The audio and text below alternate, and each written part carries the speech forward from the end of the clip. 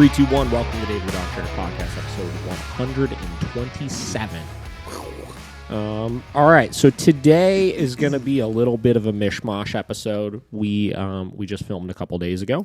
Very good episode, I think, actually. I think you guys should go listen to it. It's all on dogs that want to try to kill each other. Yeah, dude, the comments were popping off. Yeah, it's going pretty well so far. So I like it. Just came out a couple days ago. Keep watching that one. So today we don't have a whole lot of new stuff to talk about. So what I did over the last 10 minutes here is I just wrote down a bunch of random topics here. I like it.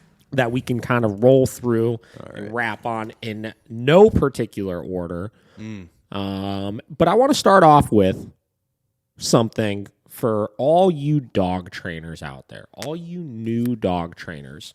For if you wanna take your business to the next level. Oh, here we go. Do you want to take your business to the next level? Let me tell you, the number one thing that you can do that will immediately, I'm not even joking here, immediately take you from being just some dog trainer in your city to being on the list of one of the top dog trainers in your city. And I'll use an example of what sparked this conversation, right? So, I'm currently waiting on a phone call. Okay. All right? I got a company that I hired to do some work for me, right? Said work was supposed to start last week. Oh. It's a big project. Okay. And it didn't start last week. Uh-oh. And I didn't get a phone call that it wasn't going to start last week. It just didn't start last week. Oh. And over the course of the last 4 days, I've called them and left them a voicemail every single day for the last 4 days. Ouch. This morning, I sent them an email. If I don't hear back from them by the time that we finish this podcast, I'm going to drive to their offices and say, hey, guys, what's going on? Yeah.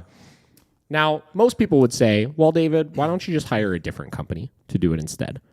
Unfortunately, in this particular industry, there are very few companies to pick from. Yeah. And they probably know that, which is why their response time is not very good. So I say this to all of you dog trainers. Okay. One thing that we are complimented on all the time is quick response time to incoming leads and to current customers of ours. There is something, I hear this all the time in the dog world, right? Or actually, yeah, in the dog world from our clients that come to us. I called all these different trainers, or I was working with this training company, and the communication was just non-existent. And I'm not saying communication from the standpoint of like calling to give updates on board and trains and things like that. I'm talking just the ability to get a hold of an individual was near impossible. And I know all you dog trainers out there that are doing this by yourself, that are having your own company, and don't have a bunch of employees or somebody who's sitting there at the phone, stuff like that, right? Might say, well, I'm busy. I'm training dogs. I'm doing this. 24 hours. If you can't get back to somebody in 24 hours on an incoming lead or a client that's reaching out to you for whatever, then you need to really seriously scale back the amount of work that you're doing, or you need to hire assistants to make sure it can happen, because that is the number one sign of a professional business, is the ability to get back to people quickly. And I promise you, if you could solve that problem and figure out a way to scale your company, whether it's you have somebody that's on the phones, whether you get some sort of automated answering system, whether you designate 2 hours every single morning before you start all your training to get back to all of your texts, your calls, your emails, all that kind of stuff, you will make so much more money, because most of the time when people are calling to try to hire you over somebody, it's an impulsive decision. I know myself, looking at things from like my standpoint, if I go buy something or I sign up for a service, or I'm going to drop a fairly large sum of money, let's just say a couple $1,000, given the fact that that's what dog training services generally will cost, a lot of times I have to convince myself it's a good idea. Yeah. And when I make that call, I'm ready to pull the trigger right there. But if you make me wait on it for 4 days and then call me back, I might back out. Yeah, for sure. Joss, how's your response to leads time? Great. Is it great? Oh yeah, I have separate emails, and my personal email I don't even have notifications for it. It's only my my business email, and it's like boop, and then I'm just I'm right on it. And it's really funny that you said this because I just opened my like books again to get another retainer client. Yep. And so I hit a couple of people up that I knew that followed me recently. So I was like, hey, open my books again. If you want to get into this. And these people they left me on scene, They read it. And then this morning they accidentally sent me a meme about penguins chasing butterflies. What? Yeah. And after they realized that they accidentally sent that to me, they're like, oh yeah, please, yeah, here's our email, send us your rates and blah blah blah. Yeah. I was like, would you have responded to me if you hadn't fucked up? Yeah, and listen, I will say there's a difference between the person trying to be sold, I know, right, versus the person that's trying to do the selling, right? Yeah. If you're running a business and you're trying to get money from people for services, you better get back to them real quick, right? Oh, yeah. And like I said, it really is, I hear it all the time in dog training, is people always say oh yeah, I'm really slow about getting back to leads, or the amount of times I've called people in the past trying to hire them for something, and I don't get a call back for a week. Get the fuck, I just can't wrap my brain around that, right? And those are the types of, and it's a motivation issue. You can't tell me that you have so little time in your day that you can't, how many leads a day are you getting, right? How many calls a day are you getting? In a lot of cases, we'll on a busy day get 7 or 8. I can chunk out an hour or an hour and a half to reply back to 7 or 8 people. Yeah. Or if not, here's how I've hacked it, right? Let's say it's the weekend and I'm off for a day and a half. Obviously, we generally have people at the shop that can make calls for me in those cases. But let's say it's a day that they're really busy, right? I don't want to take their time away to have to make phone calls or something, and or they're just off, right? It's a Sunday, we're kind of slowing down for the week, things like that. I've got a copy paste text in my phone that I could send out to those people, just acknowledging the fact that I received their inquiry, letting them know, hey, it's going to take me a little longer than the 24 hours to get back to you, but I received it, and I will be calling you on X day. Yeah.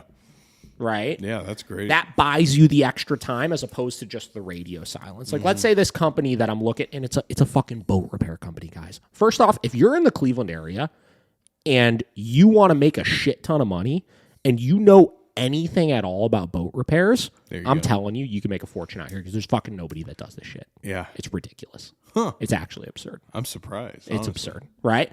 But all I needed was just a phone call. Hey, we got really behind with a couple of these projects. I know we told you that we were going to start this work last week, but we're pushing out 2 weeks at this point. Yeah. That's all I need. And you've been okay. That's all I need. Yeah.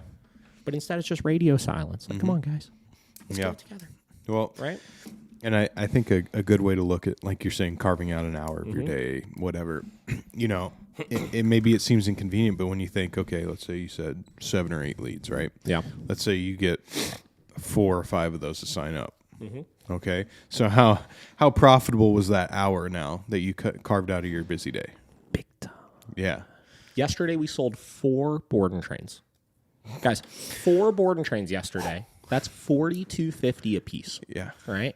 Yesterday, I think it took me an hour and a half maybe. I sat down for an hour and a half, cleared through all my texts, cleared through all my emails, made calls, stuff like that. We closed 4 board and trains yesterday. That's $16,000.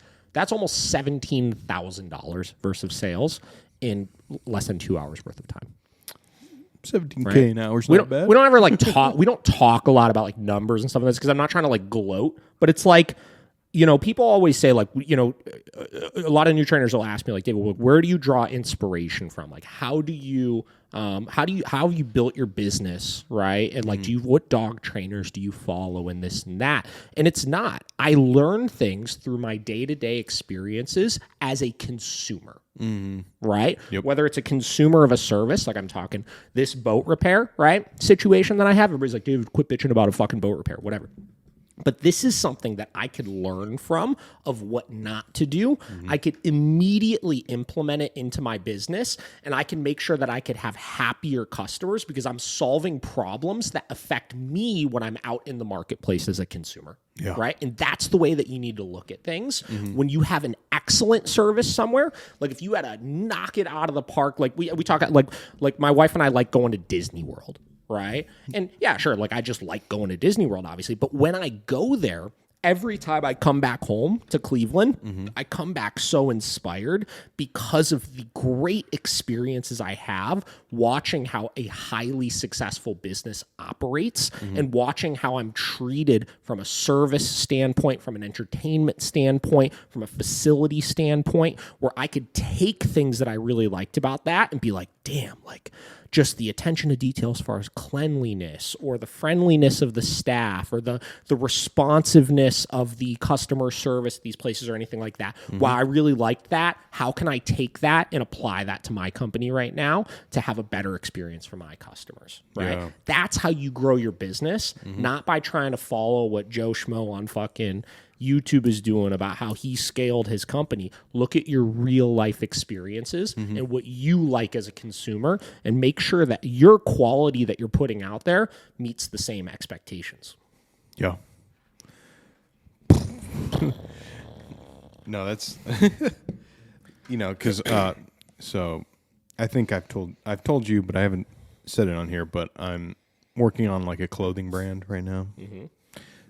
If you guys like athletic apparel, just keep your eye out.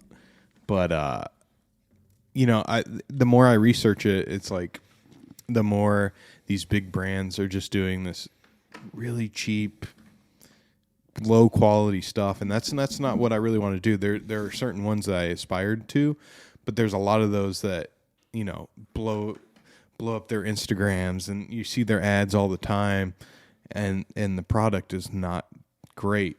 And I want to not do the same thing. And I know everyone, like all these YouTube videos I've been watching, they go, oh, do it like this guy, do it like this guy. But it's like, I don't want to. I want to do something that's more lasting, because it's like companies like that, they're not going to be around in 10 years because everyone's going to know, oh, well, there's shit quality. And, they made a quick cash grab and then they're out of the game. Yeah.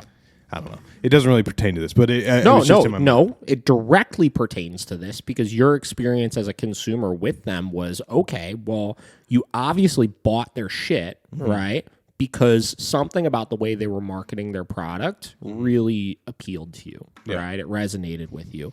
But once you received the actual service, the product itself was not as on par with the expectation that you had of them going into it. Yeah, that's right? true. Yeah. Which is the same exact thing we're talking about, right? Is we're looking at the whole package, right? The marketing, the service itself, the product, whatever it may be, and you moving forward with your company that you're trying to start with this right now are going to look at that and be like, well, I learned something from this, but this is where it really kind of rubbed me the wrong way, and this is why I won't become a repeated customer of this company, right? Yeah. So how do I fix that, and how do I get the initial wow, I really like this, I want to purchase this, and then have it follow through, right? And have those people become repeated customers and want to actually come back to us after the entire process has been fulfilled at that point, right? Yeah, exactly. And I think, with dog training, same exact thing. If you gotta back up what you put out there. Yeah. You gotta be tentative and I don't know. But the number one takeaway from this is if you're a dog trainer, your responsiveness to leads is so important. It's so important. Your responsiveness in general, because you don't want it to also be like I'm just quick to respond to leads, right? Because that's kind of like the marketing of the service is really good, but the fulfillment, like let's say you close them and they're a customer, and then because they're locked in, you got their money, they're doing the service, then you're slow to respond back to them. Then at that point, that's the same deal. But then you got them in, you did one part of it really good, right? But then you're not going to have them as a retained long-term client because once they were in the door, then they were kind of chump change, right? Yeah, exactly. You got to make sure it follows through on all ends. So, I literally every single day, the first thing that I do when I actively start my day, so I'll be doing this once we finish this podcast, because this is the first thing I do in the morning on Thursdays, is I go through and I clear all of my notifications. If you have notifications on your phone that exceed like 10 fucking notifications, right? And it's not because you're getting like 100 notifications a day, you're fucking up, right? So right now I got 6 emails, 2 social media notifications, and 6 text messages, right? And because I stay up to date and every single day, this is the first thing that I do, it never exceeds far past that. Yeah. Right? So, same deal. A lot of people will go a week without fucking replying to all their shit, and then they'll have 200 fucking emails, and then they're like, God, I have to have an entire day to clear through this, and that's when they tell themselves that live, like, I don't have time for it. That's why I'm slow to respond back to people. And it's because you're letting it accumulate, and you're not just, like, getting it as it comes in. Yeah. And it's just as important piece of your business as anything else, It's the most important piece of it. Yeah. You can't have people buying your services if you're not responding. That's right. All right. Well, that was our impromptu first topic. That I like it. Wasn't even on the list, but check it off. Yeah. Check off that nothing. All right. Let's see what else we got on here. Let's get into some dog training stuff. All right. Okay. So I feel like I gotta pen drop it. Boom. Right. Okay. Here's what we're gonna talk about. So I did a lesson the other day with this dog Basil. Right. So Basil is a Samoyed, a young Samoyed, owned by a super cool company. You and Devin would probably love this. So they own this company in Lakewood. I can't remember the name of it, and I almost don't even want to try to butcher it. So I'm just gonna say what kind of company the company is. It's a there's a name for it, and I'm going to screw it up also. Okay. I'm just going to say like an anime collector's. Is it Doki Doki? Yes. Okay. You know them. Yeah, we went to Doki Doki before. Okay. All right. So Doki Doki. They own Doki Doki. They own Doki Doki. All right. Right? Cool, what is it? Is there a name for it? The stuff they do? Yeah, it's like a anime Japanese culture shop. Yeah, whatever. Super fun, really cool. Yeah. Right? I did a lesson at their house the other day, and I've never been to the store before. Yeah. But the inside of their house was just so cool. Like Yeah. just what I would imagine is what the store is like. Yeah. Right? Whatever. So they own this Samoyed, right? And they had a lot of shit going on the last couple of weeks. This dog did a board and train with us maybe a month ago, something like that. He's only been home for maybe 4 weeks. Okay. 4.5 weeks, something like that, right? And first week back home, they absolutely crushed it. Dog was doing so good. And he didn't have any like major issues or anything like that, right? Yeah. But they, a couple weeks after that, so like 2 weeks ago, their cat got like really sick and just absorbed 100% of their time. Right. So all of their attention was on this cat. Yeah. Right. So we did our first follow-up session the other day. First one back after, not seeing them for a few weeks. And I was just like, yeah, what's going on? What are we working on? They're like, honestly, like, we just haven't done anything the last few weeks. They're like, our attention has been on the cat. Like, we could tell, he's kind of regressing, and again, nothing major, but he's starting to get into things again and like counter surf and just like be slow in responding to commands and all those types of things. Right. And, obviously the session was to kind of get him back on track. Right. But here's the thing, right? This gets to a really interesting topic here because there are times when life is going to get in the way. That's my topic here. I said, when life gets in the way. Perfect. Right? Yeah. There's times when life is going to get in the way. There's times when your other pet gets ill and you need to put all of your attention onto them. Right? There's times when one of you might get really sick. There's times when you might have a family emergency that comes up that takes you a month to get situated. Right? There might be times that their business is just exploding with opportunity and they're working 15 hours a day over there, and unfortunately, the dogs kind of take a back seat, right? Shit happens. Life gets in the way. So what I try to do with people, is I try to give them really, really like tactical advice for how to handle scenarios when life gets in the way. Because you can't, even though life is going to get in the way, we can't use it as an excuse for all those times life gets in the way, whether it happens 5 times a year or less or more, or whatever it is, that all our training gets derailed and our dog becomes an enormous pain in the ass again, right? And this is a 2-part issue, right? Part number 1 is it's a mindset issue, I think. Part number 2, it's a why is the dog behaving and listening type of issue, right? Let me kind of elaborate on that, right? All right. So obviously, I go through waves where I'm either home a lot with the dogs and I've got a decent amount of free time, right? Because a lot of my work is work from home type stuff. You know, whatever. Could be anything, right? We're going on a trip, whatever, right? And I go through times where my weeks are so busy that I'm at the shop all day and I get home and the absolute last thing that I want to do with my dogs is do anything with them once I get home, right? Yeah. That happens, right? Now, if my dog's behavior or good behavior was contingent on me doing constant training with them, meaning you fall into the trap with them like 99% of people do, and 99% of trainers accidentally coach you to do, which is we micromanage every one of our dog's behavioral issues so they don't happen. So we don't let our dog rehearse counter surfing or getting things into the getting into things into the kitchen because we do bed stays all the time with them in the house, right? Our dogs aren't jumping on people because we're constantly keeping them in the crate when people come over.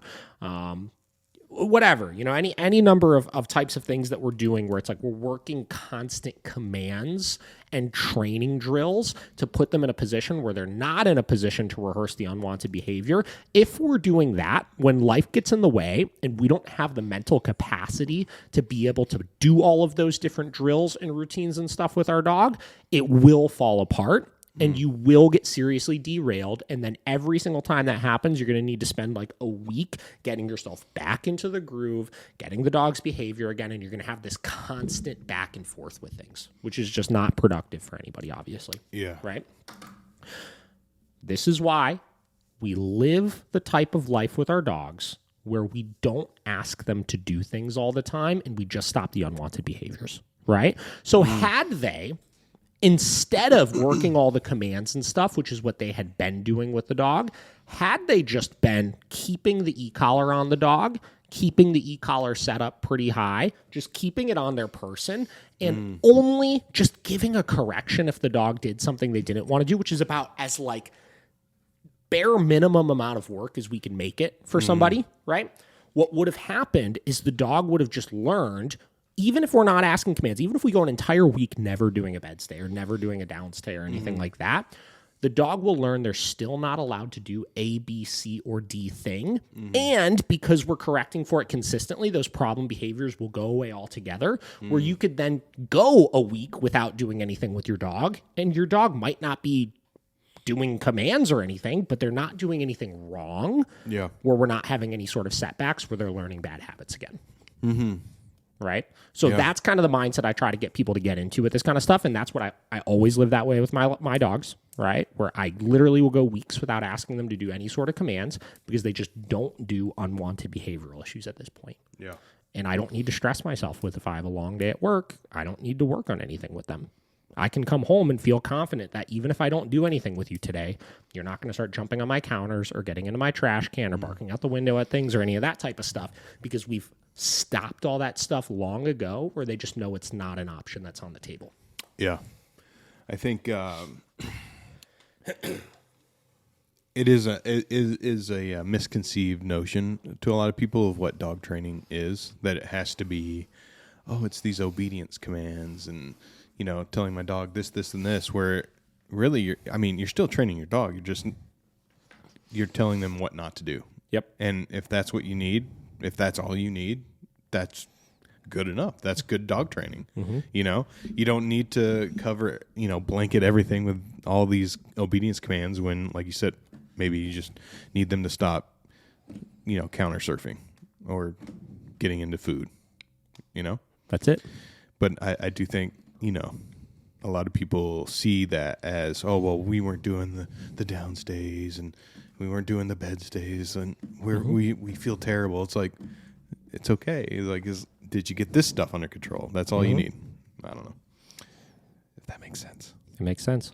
It's a big one. And I find myself constantly trying to find new ways to like explain it to people because I feel like still people have such a hard time really grasping that concept, of just tell the dog what not to do, right? You're actually confusing them more by trying to indirectly solve problems with all these commands and with all these training and stuff like that. And that gets back to, we talked about in one of the episodes, I don't remember which one it was, but this idea that trainers preach that like, if you want to stop your dog's problem behaviors, you need to have structure, right? Structure, right? And it's like, what the fuck is structure? Like a lot of trainers preach it and a lot of owners misconceive it as structure is just working commands all the time. Like by working commands all the time, my dog will just magically stop jumping on people, stop getting into things, stop barking out the window, et cetera, which is not incorrect. The dog probably will stop doing those things because you're providing a little bit more mental stimulation for them.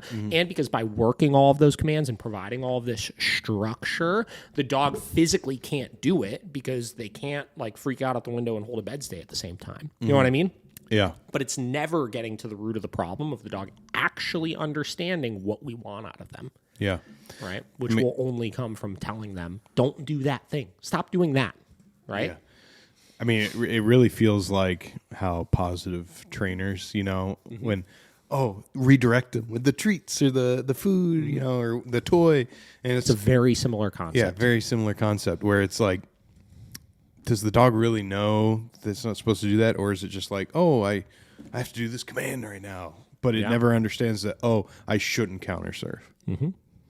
Yeah. So that's topic number 2. Yeah. Good topics. Look at that. Right off the top of the head topics coming through. Okay, so let's move on to our next one here. So I'll just read the titles I put down, then we'll kind of explain what I mean by that. All right, so this next one I titled Practicing Off-Leash for Better On-Leash. Okay. All right. Let me check this guy off here. All right, so I did a lesson the other day with Lily the Lab. Oh. Lily's a former board and train. She was here 2 months ago, 2.5 months ago, something like that. Yeah. Great dog. Whatever. She's kind of like a psycho yellow lab owned by a really, really nice lady, right? Whatever. Isn't that how it always goes? So whatever. So we've been doing some follow-up sessions with them, right? Things are going really great. We did a follow-up session a couple days ago and kind of went to the park, went to Edgewater, and she was like, well, what do you want to work on today? She's like, I don't know. She's doing pretty good. I just want to kind of see what I can do to keep moving in the right direction, which is a great mindset to have. Right? When you think things are going good still, make sure that's when you really get the second set of eyes on you to see where you could fine tune things. Because here's the trap people fall into sometimes is when their dog's behavior goes from totally unmanageable to pretty good, or I should just say better, right? We become okay with better, which I'm glad things are better. But the problem is better in a lot of cases is still pretty sloppy to most people's standards. True. Right? Yeah.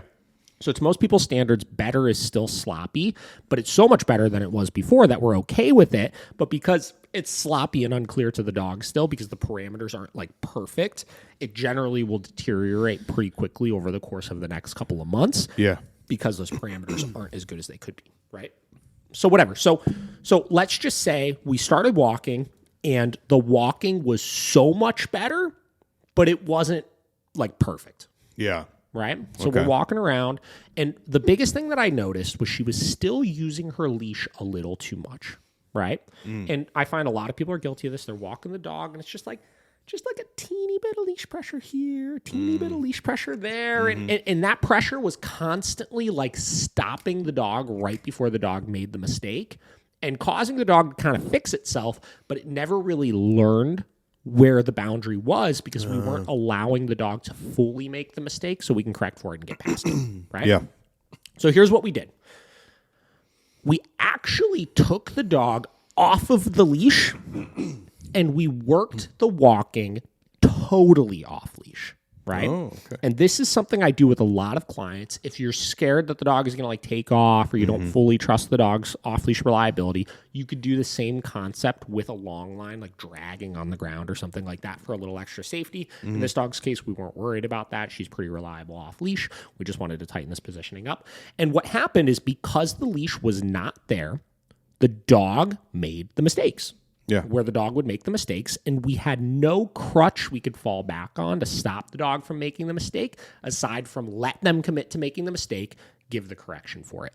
Yeah. What we found is, over the course of like 3 minutes and 3 or 4 mistakes the dog made that the dog would not have made before, the walk went from better to literally perfect. What are you doing over there? What are you doing over there? So the walk went from like better to perfect. And when I say perfect, I'll show you. Look at that. I got the receipts. I'll show you. I'll show you. He's got the receipts. Look at this. Look at this. See this? Oh, yeah. That is a perfect off-leash heel right there at the park. Tons of distractions. Oh, yeah. A little parasailer. Literally perfect. Right? Wow. Love it. Yeah, that's great. Okay. So what we did is we walked around for a little bit off leash, right? Then we came to a stop. I was like, what'd you think of that? She was like, that was great. That was really good. Felt awesome. I think she even trusted the dog much more than she thought she was going to trust the dog, right? So then I was like, all right, now why is the dog so much better right now? And it clicked, right? She was able to understand. Okay, it was the leash. It was the way I was handling the leash. I didn't quite get where I needed to get with it, right? Yeah. I was, still given a little too much help with it and stuff like that. I was like, all right, so now we're going to put the leash back on. But you have to walk her with the same mentality, right? So you have to give her the ability to make the mistakes. You can't rely back on that leash. So we put the leash back on. Boom, perfect walk. Nice. Right? So I say this because there's a reason why we train everything to an off-leash standard, right? We train everything to an off-leash standard because until we're in a place where the dog is so clear with what the expectations of them are that we don't need any crutches to fall back on to help the dog through these types of things, right? And we could argue, well, the e-collar is a crutch. The e-collar is not a crutch because if we're training properly to an off-leash standard, we shouldn't really be using it. Right. So like when we were walking, we used it initially to train the boundaries with things, but then we went for the walk and we didn't need to give a single correction with it. Right. Yeah. If you were using the e-collar every 4 seconds on the walk to get the dog to stay in position, but the dog was never learning where they needed to be without the need of any sort of like physical help or prompt or correction or anything like that, then we could argue that that's a crutch. But in this type of context, it's not because we're not actively using it. Right. The dog is understanding how to do it without the need of any of that help. Right. Yeah. But until we have the dog to a place where they can respond perfectly without the need of any sort of consequences, without the need of any sort of physical prompts or anything like that, then the dog doesn't really clearly understand things the way that they need to, and we need to train things further to that point. It's not that these dogs have to be off-leash all the time. It's not that because we have the dog off-leash right there, I'm like, well, you have to take your dog for off-leash walks all the time.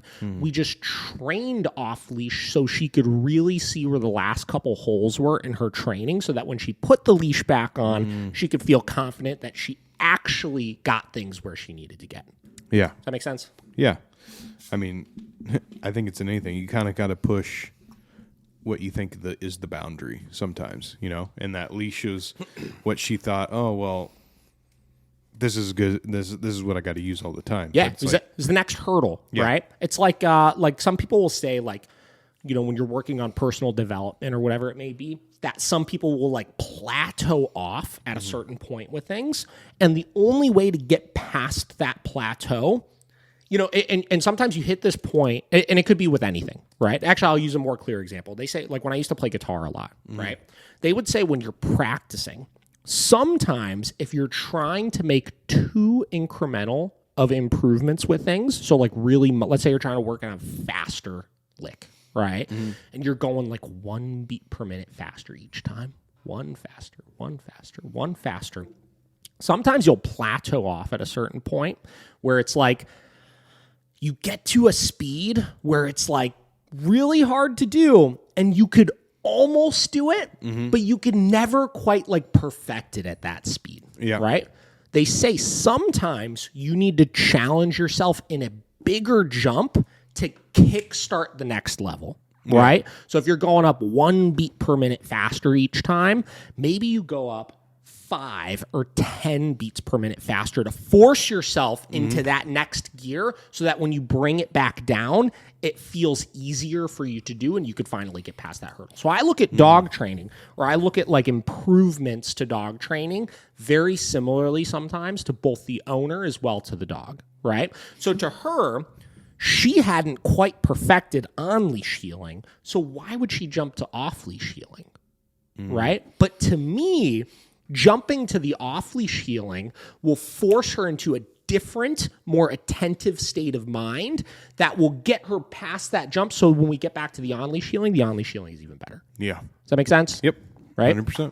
And I think that was something I learned like back when I used to play music and play guitar, was that like idea of plateauing off and giving yourself a bigger jump to get past the next hurdle. And this gets back to our initial topic of this entire podcast, which is draw inspiration from everywhere and apply it into your company to make you succeed faster and better. There it is. Okay, so that's our next topic. Let's see what we got here. Okay, so let's move to this next one. Letting your dog be a dog. Okay. This could mean so many different things, right? It could mean so many different things. And a lot of people, I'll give you kind of the examples that I mean by it, right? A lot of people, when they see some of the videos we post, right, they look at it and they're like, that dog is a robot.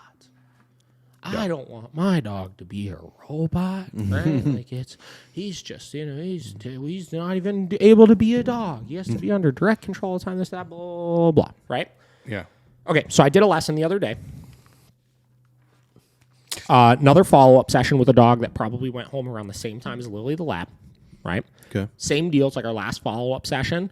They came in. What do you want to work on? They're like, she's been so good. There's not really any issues we're having or anything like that. And anytime somebody comes in like that and we're doing like that last kind of scheduled follow-up session and they come in and they're like, things are great, we kind of just have fun with it. We wing it. It's like there's nothing we really need to work on, so let's just have the dog have like an easy session today, right? Okay. So up until this point, all of our emphasis had been on keeping this dog under direct control around distractions. It's like a young Corso, right? She had a lot of impulse control issues and stuff like that initially. We worked past all of that. She's like an angel in public, listens so well, pays attention to her owners around distractions, all that kind of stuff. It was great, right? So what we did is we walked around the corner to the park, right? And we got to the park. I was like, you know what we're going to do today? I was like, we're just going to let her be a fucking dog, right? Sometimes, right, we struggle with finding what is the end goal we're trying to achieve with our training. Our end goal we're trying to achieve with our training is making sure we have total control around our dog in any number of contexts so that we could give them the freedom to do whatever it is they want to do and have fun and be a dog while feeling confident that if I need to get you to reel this in, if the environment starts being unsafe or too busy or too distracting or whatever it may be, that I have the ability to do so quickly and reliably. Which is why we spent all that time on the control initially so we can give the freedom later. So what we did is we walked around the corner of the park. We heeled her there. And then we got there and we spent like 40 minutes at this park not asking one command out of her. We just went in the field by where the baseball diamond was and kind of played with her and ran around and hung out and threw a stick and like all that kind of stuff. She just kind of like loosened up and just had a great time. And then we walked back and then the session was over. Right? And I think people need to keep that North Star of the ability to do that in mind as they're working through the training process, because that really is like the final step of you've got to be able to do that to make all of the training kind of pay off and worth it in the end. right? Like my favorite thing to do with my dogs and my best way I can exercise them and stimulate them without doing all this structure and training and downstays and all that kind of stuff is we'll go walk to the park and I'll just let them off leash and just let them just do literally whatever the fuck they want to do.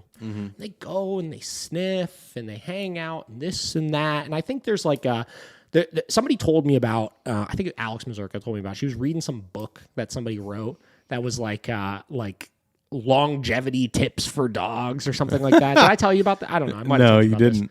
So, and one of the big things, and this is really popular right now, you'll see all sorts of force-free trainers talk about this, right? Is the idea of the sniffari.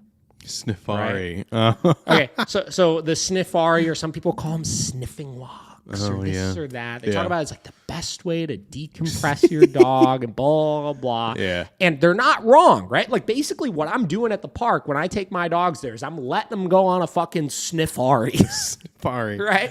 I'm letting them go for a sniffari. I'm letting them explore and scavenge and just be dogs. Yeah. Right?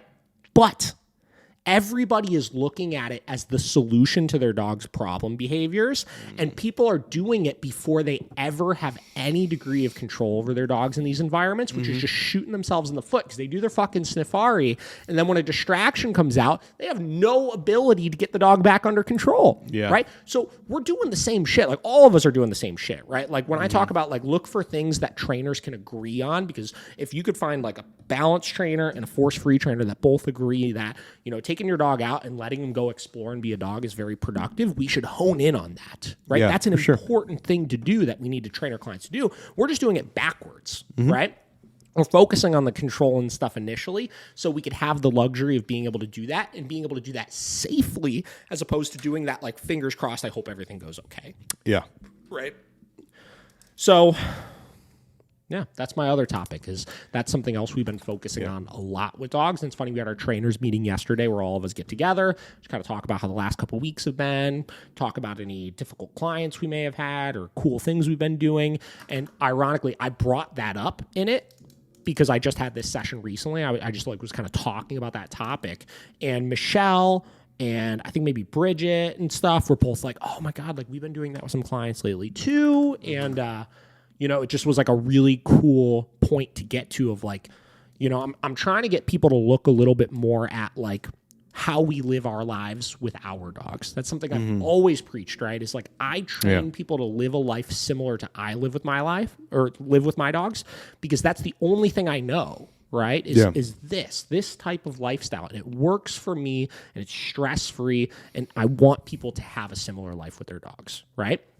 But sometimes as trainers, we look at it differently than that. We look at, well, you know, I need to look at I need to create some sort of different way of doing things because they're not me and this and that. And yeah, like there's adjustments that need to be made sometimes. But sometimes we can get a little too trainery with it with our clients, as opposed to looking at like with our dogs, it's so much more nuanced. You know what I mean? It's so much more low key and like relaxed and not problematic or anything like that, and just easier. Yeah. So I try to coach clients through that. Oh, I definitely think it kind of goes back to what we were talking about earlier with that kind of misconception that people have of what dog training is anyway, you know? Whereas, you know, you look at your household and like how you said, I basically don't have to like give any commands to my dogs, because they know the boundaries. They know they know what's expected of them, and now they basically have free reign of their own lives. You know, because they know the boundaries. So once you communicate that with your dog, and you keep it clear and set on those boundaries, I mean, it's a freer life than they'll ever have. You know. But you've got to hit the point where you give them that freedom. Yeah, no, for sure. Right? You have to get there. Because if you're just doing, like so many trainers get to the point where, again, and I hear this with like actual trainers, right? Yeah. Where they apply all this structure into their dog's life, thinking that's what the dog really needs, which I'm not saying structure is bad for dogs. And when I say structure, I always try to clarify, like kind of using commands a lot and keeping them constantly engaged and stuff like that, right? They apply all this structure to the dog's life, but they never move past that point. It's just structure, and the dog never gets the luxury of the freedom of just being a dog. And that's it's kind of just as bad as the dog that's just kind of managed away from everything forever. Yeah. Right? They never get to be an individual. Yeah. Right? Which is something you really, really want to be able to hit at that point with your dogs. I think it's so important. And I think that's a great thing to think about when you're communicating with your owners, you know? Yeah. Like, hey, like, this is what we need to do right now, but in the future, it can be a little more lax, you know? Yeah. And I think that's, you know, your client communication is what's going to sell that to them, so they don't think that, oh, we have to be robot dog, you know? 100%. 100%. Yep. All right, so that's another one. Burning through them today. Mm-hmm. Okay, so let's move to another topic here, right? This one kind of piggybacks off of our conversation we had yesterday, or not yesterday, the other day on the dog fights, right? Okay. So we've been talking about Zay, the dog that we've been working with, right? Who was the dog that we did our whole episode on, the like get it under control episode, right? Yep. I mentioned in the episode a couple days ago, Zay's crushing it. Right? Yep. He's doing so well. Let's go Zay. Right? Let's go Zay, right? So one of their big goals, I just saw them the other day, and one of their big goals is they have 4 dogs, right? Mm-hmm. Zay gets along. He doesn't have any problems with the other dogs, right? But one of their 4 dogs, Chesney, I believe is his name, Chesney doesn't like Zay. Chesney gets along really well with the other dogs. He doesn't like Zay, right? Could be for whatever reason, right? They also said Chesney's a little funny with new people sometimes. Like, he's got some independent issues that we're going to probably be bringing him in for some training next, obviously, right? Yeah. But they've never been able to successfully introduce Zay and Chesney before. It just never went well. They said Zay just kind of is curious in him and goes up, and Chesney goes off on Zay, and it's just always been a mess, right? Yep. So that was our big goal. Is I was like, well, let's see where we're at. Let's see if we could start to get these dogs introduced together with each other, right? So I was like, I got to meet Chesney first. I got to see what the deal is with him. Why don't you guys bring him out, put a muzzle on him, right? Because they said he's funny with new people. Let him out into the yard, and we'll just kind of see what he does. And anytime in those situations, I hang out there. I don't pay any mind to the dogs. I just want to see how they respond to me, right? Yep. So Chesney comes out like a fucking bullet, runs over to me, like leaps full speed on me, jumps on me, running around all over the place, barking, goes like leaping all over the owners, long nails scratching at them, just kind of going crazy, right? And right off the rip, right, we talked about this yesterday in our training meeting because we were talking about the fighting dog situation. When you have fighting dogs, you kind of have 2 different categories of fighting dogs, right? You have your fighting dogs that are we'll call like environmental fighting dogs, or where it's like an environmental problem, right? And then you have ones where there's a dog problem, right? Environmental problems generally mean the dogs would be fine with each other, but things that are going on in the dog's environment are causing fights or outbursts to happen. So that could be a lot of the examples we talked about in the other episode where like the dogs are fine with each other 90% of the time, but then when this one starts acting up in this place or this one starts rehearsing this unstable behavior here, the other one wants to kind of check that dog and stuff like that. Those are environmental problems where the issue isn't let's teach these dogs to like each other more. The issue is we have to solve the independent behavioral issues that are happening in the environment that are causing the dogs to get into fights with each other. Yeah. Right? The other side is the dogs just don't like each other, which we'll see sometimes where it's like there's nothing happening in the environment and just on site, I don't like you, you don't like me, right? Those ones are usually a little bit more tricky to work through because you have to kind of teach those dogs to like squash their beef more or less, which we've done a whole episode on that also. If you search fighting dogs, we did an episode months and months ago on that topic you guys can listen to. So in this case, maybe it was a little bit of they had a problem with each other because Chesney was relatively good with the other dogs, right? But the majority of the problem was Chesney's behavior was so erratic, right? That he was impulsive because he was insecure. His behavior was erratic. He wanted to like take it out on Zay, right? And then also in addition to that, prior to Zay doing training, his behavior was so out of control that rubbed Chesney the wrong way also. So this is much more of an environmental problem, right? So next thing we did is we put an e-collar on Chesney, right? We let Zay out, and we just kind of assessed the situation, right? And they walked up to each other, a little stiff, a little sniffing. Chesney did a little growling and stuff, but there was like no big problem. They just kind of needed to work through that a little bit. And then periodically, Chesney would go and he would like leap at his owners, jump on me, or go and start fucking with his muzzle like really intensely, or let out a bark or something like that. And we just started stopping all that stuff. Don't do that, don't do that, don't do that, don't do that. Yeah. Right? Got those things under control. Right? Yeah, hell yeah. 10 minutes later, they're just chilling together, right? Chesney's over here laying down. Zay's over here laying down. Let me pull out the receipts. I got the receipts. Make sure you send me these receipts. Yeah. Here we go. Look at this, right? It's just a picture. It's not a video. But we got their 2 dogs right there. We got Zay chilling right there. We got Chesney just walking around over here, right? Totally neutral. We hung out the entire session just like that, right? And these dogs were fucking fine with each other. Yeah. They didn't really want a whole lot to do with each other, probably because they've lived separate for so long at this point, right? But they were fine. There was no problem or anything like that. And I say this because these are generally, when we get into the reasons why, like if we could assess why the dogs are behaving so poorly in the first place, we could get that under control, and we can understand that the fights are happening because of that. You could stop those things so fast and get past this problem. Right? And then past that, right, I told him, I was like, do this every day for a half an hour a day for the next like 3 weeks, right? I was like, you do this every day for a half an hour a day for the next 3 weeks, you're going to find in no time these dogs are going to be perfectly fine with each other, right? We got another case study of a dog we did some virtual training with. I don't know exactly where they live, some other state. They don't live around here. And she had some dogs that got into a fight with each other. Same deal, environmental problem, had a lot of outside behavioral issues and stuff like that we worked on. And just yesterday at 10:07 a.m., she said jokingly, 100 years later, but this is them right now. Sent me all these videos. Look at these 2 dogs just chilling. Yeah. Right? Chilling in their crates, hanging out outside in the yard. Sniffing each other, like totally, you know what I mean? Like totally fine. Yeah. Right? And notice in every one of these videos, she's got e-collars on both of them. She's following the directions. Look at this. This is huge.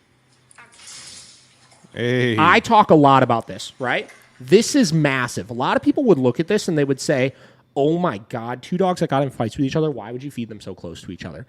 Because you can't avoid problems forever. If we have a resource issue, I need to know I have control over these dogs around the resources. And this dog needs to know if you go and fuck with this dog while he's eating, it ain't going to be fun for you, and vice versa, right? Yeah. And if you could get control over all this kind of stuff, look at it, with pigs.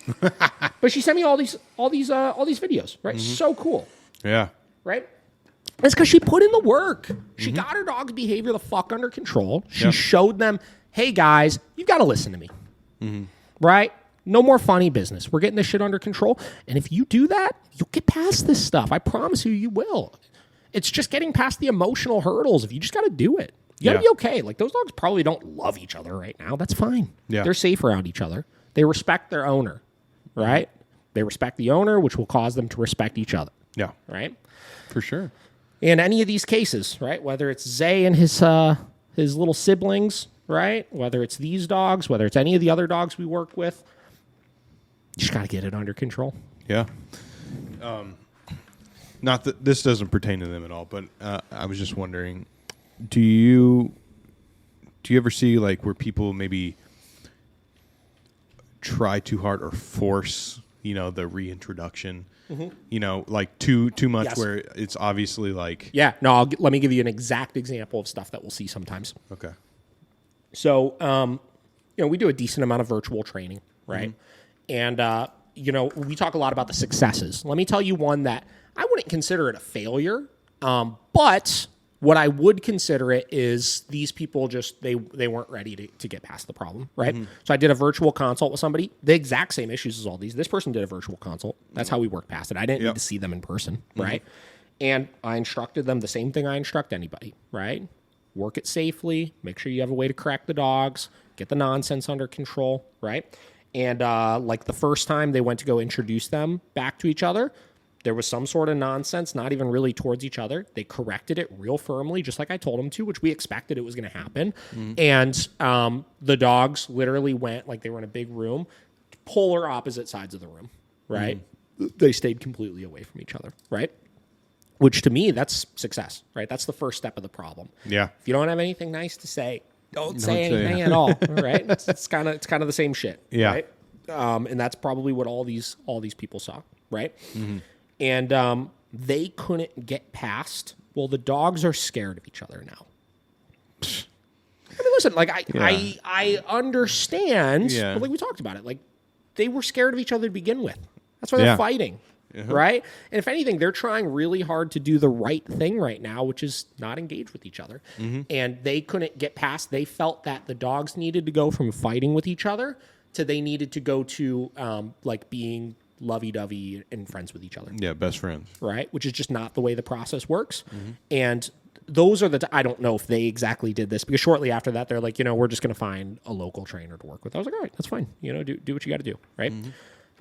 But those are the kinds of situations where people will then make the mistake of they'll correct the behavior. The dogs will do exactly what we want them to do, which is just stay away from each other right now until that you guys kind of start to get past this problem. Yeah. And then what they'll do is they'll try to force the dogs together. Oh, come here. Come on, guys. Right? And then the dog's doing the right thing of like, this is too much for me. I'm going to go do something else, right? Which is what we want them to do. We force them into this situation that they were uncomfortable with to begin with, and then we cause the fight by doing that. Yep. Right? Yeah. That's what I figure a lot of people probably do. Yeah. So that was a situation where, it was a case like that. We see that a lot, right? Is we'll introduce dogs to other dogs for the first time, right? And they just want to do their own thing, right? And not interact and stuff like that. And we feel like they have to interact. Yeah. So force them over. Come on, right? And we just put the dogs in a vulnerable position by begging them to be over there, even though they didn't want to be over there. And it turns into a problem. Yep. You pulled up a video clip. Hold on. You pulled up a video clip just a couple minutes ago that we posted on our Instagram that's like talking about this exact same thing. It was meant to be. Yeah, see? here we go. This one. It's funny, a lot of people like in this stage in the training where he's clearly being behaved right now. But yeah, he's kind of being a weirdo loner in the corner. A lot of people will look at this and be like, why aren't you over here interacting? And then what happens is they'll try to beg the dog to like come into the space when maybe he's sitting over there because he isn't totally ready to put himself in that position yet. And then they'll force it, and then they'll put the dog in that uncomfortable position where they feel like they need to react. So I always say, like in this context, if you're ever hanging out and he puts himself in his bedroom or something like that, just let him do it. Don't force him to come out. He'll come out when he's ready. Our one dog is kind of like that. She's like a little bit of a weirdo, and if she gets overwhelmed by something, she'll go put herself in the bedroom. Boom. Right? Like the exact same thing. And everybody makes that mistake, whether it's with dogs or with people, right?